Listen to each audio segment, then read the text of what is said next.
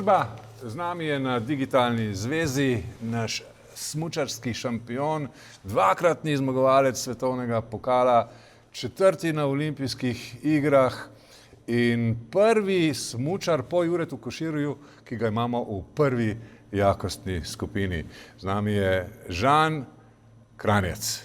Živijo, Žan! Živijo, lep pozdrav vsem. Kako se držiš, Žan? Kakšna je situacija? Kako preživljaš karanteno, samoizolacijo, omejitve? Glede na situacijo mi ni hudega. No. Sicer bi si želel bolj normalne zadeve, normalno situacijo, ampak imam to srečo, da imam naravo povsod, da sem si uredil domači fitness in da tudi kaj lahko pri hiši naredim, ker prej ni bilo časa ali pa si ga nisem hotel najti, tako da gre. Ampak si predstavljam, da vmes najdeš tudi čas za kaj treninga, za priprave, vsaj za telesno pripravljenost? Ja, zdaj sem že začel kar moram trenirati, kondicijske priprave, naredil sem si domači fitness, tako da imam skoraj vse, kar rabim. No. Fitness doma, naravo, lep vreme, tako da glede na situacijo lahko kar dokaj normalno treniram. Veš, kaj me zelo zanima in najbrž si pravi naslov, da te povprašam potem, kakšno je trenutno stanje v svetovnem smučanju glede na krizo zaradi virusa? Ja, točno, tudi sam ne vem, glede kako bodo potekali treningi, kako bo s prvimi tekmami, ne vem točno. Jaz verjamem, da sezona se bo začela normalno. Glede treningov, zdaj se nam je malo spremenilo, pa tudi imamo nekaj različnih opcij, kako bomo šli na sneg poleti pa v pripravljenem obdobju, ampak točno tako ne moramo vedeti. Je pa sigurno tudi smučanje, firme, zveze tudi vplivalo na njih in tudi nam ni lahko v tem smislu. No.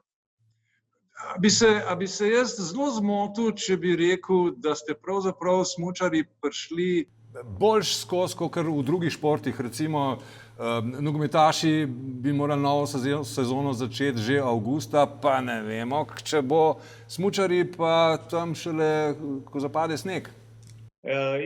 Bi rekel, da od večino športov, da smo malo na boljšem. Sicer smo mogli sezono malo prej končati, ampak vseeno vsaj večino tekem smo dali skozi. Kar pa zdaj trenutno od našega začetka sezone je še kar nekaj časa in ne rabimo biti skozi v pripravljenosti, kdaj bomo začeli, ker do prve tekme je še zelo dolgo časa, kakor sem rekel. Za razliko od drugih športov, na primer nogomet se je med sezono vse ustavili, pa tudi veliko drugih športov, no, pa bi se mogli zdaj sezona začeti, pa so skozi na trnih, katere tekme bodo imeli, kako trenirati, pa take stvari. A imaš mogoče občutek, a imaš kaj zamere, a se kaj počutiš oškodovanega zaradi prehitro prekinjene, prezgodaj prekinjene sezone? Vemo, da je odpadla tekma v Kranjski Gori, pa še nekje.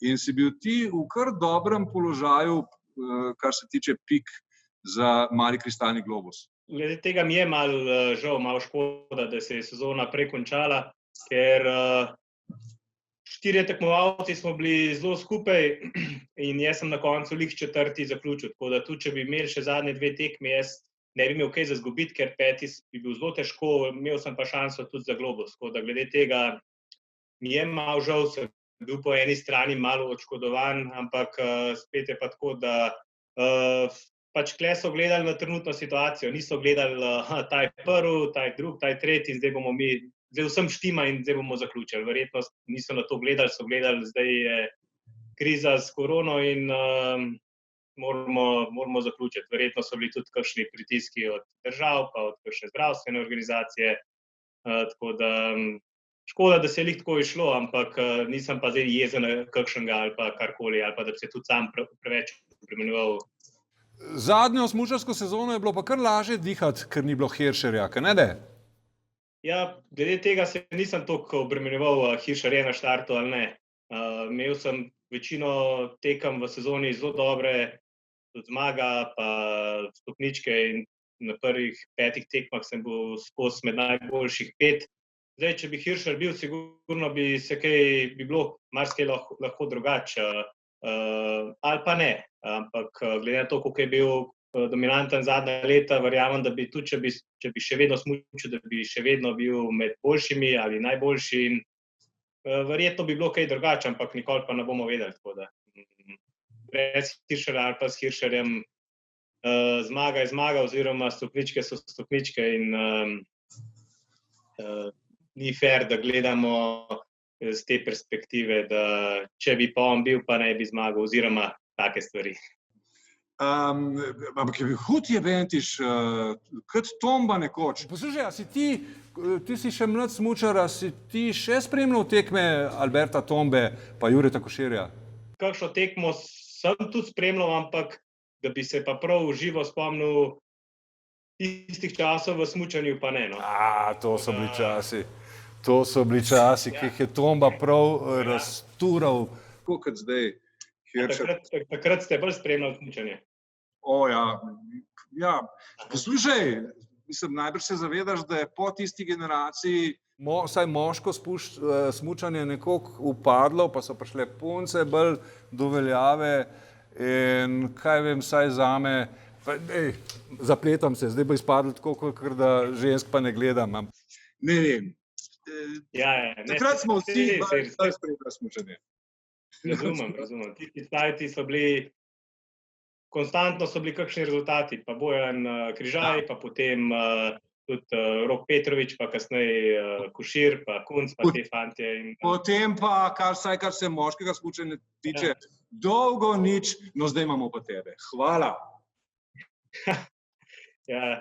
Upam, da se bo še kakšen najdel, pa da tudi jaz nadaljujem tako ali pa še boljšno. Pa da tudi privabimo še tudi tisto množico iz zlatih časov smučanja.